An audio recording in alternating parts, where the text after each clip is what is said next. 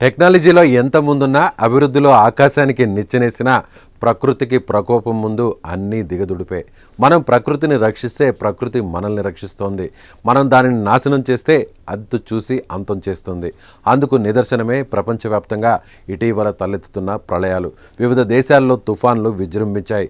China, Vietnam, Philippines దేశాలను Yagi cyclone అతలాకుతలం చేసింది.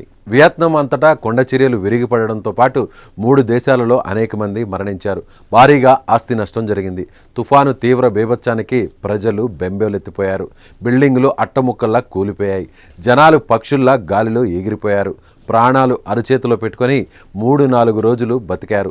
చైనాలోని కొన్ని పట్టణాలు చిగురుటాకులా వణికిపోయాయి.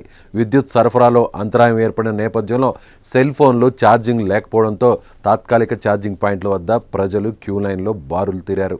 హైనాన్ ప్రావిన్స్లో ఈ తుఫాను కారణంగా బలమైన ఎదురుగాలులు, భారీ వర్షాలు కురిశాయి.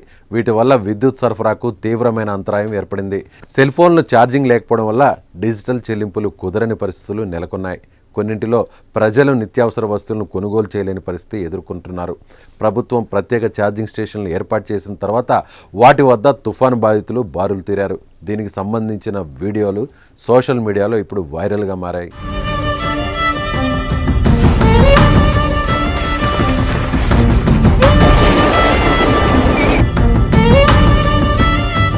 మీ బిజినెస్ ఏదైనా మీ ఊర్లో ప్రమోషన్ చేయాలంటే అది సుమన్ టీవీతోనే సాధ్యం. ఇప్పుడే సంప్రదించండి.